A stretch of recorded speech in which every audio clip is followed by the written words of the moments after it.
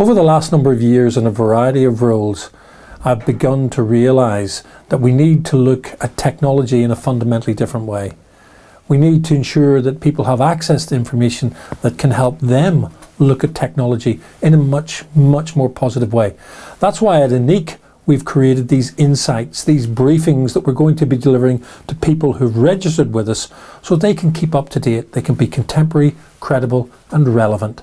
So the first thing I want to talk about really is safeguarding, but safeguarding in the context of everyone's access to technology, and in particular young people's use of social media.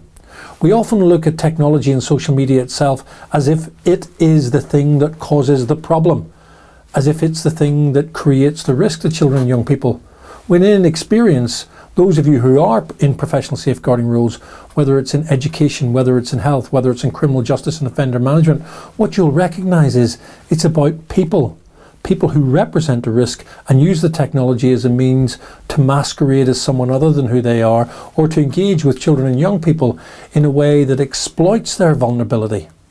So context is key. Context is key.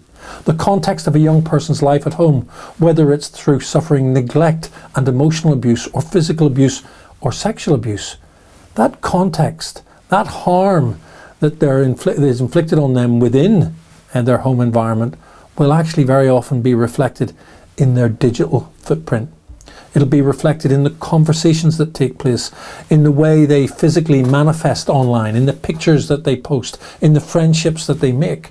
So understanding context and how that context can be reflected in social media makes social media a great diagnostic tool. So if you're dealing with a child in school where you've got concerns, if you're dealing with a child through children's social care, if you're dealing with them through health and there are issues around mental stability, there are pressures and influences that are making that child feel more and more isolated and affecting their behaviour, don't forget to consider the value of a digital footprint. Have a conversation with them about what devices they use, how they access the internet.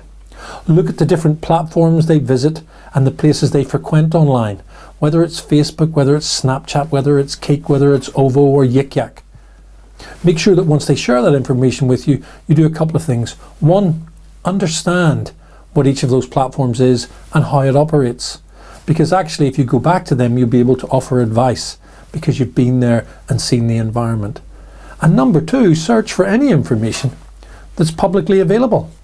If you had concerns about a child who was engaged in high-risk relationships and you knew a particular piece of geography in your area where they hung out, it wouldn't be wrong for you to drive past, to take a look, to check, are they with people that represent a risk to them?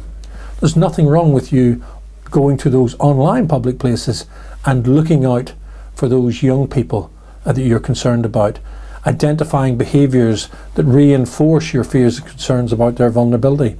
You'll be better informed. You'll be able to engage your multi-agency partners and share that information with them so that collectively we can make a difference. Ultimately, we want to make these briefings short, so I'm just trying to set in context what we're going to do moving forward. And the first thing that we want to make sure that you understand is, as I've already said, that context is key. The context of a life, in home, in care, in school, in health, with peer group, online and offline. So I hope this has been useful. If you want to find out more, don't hesitate to visit our site. And if you are in a situation where you really fear for the safety of a child, or simply want some advice from people who deal with safeguarding on a routine basis and do it in the context of young people's access to technology and social media, don't hesitate to contact us. I look forward to talking to you again soon. If you feel these short insight briefings are of value, don't forget to click on the link on our page to subscribe and you'll never miss another briefing.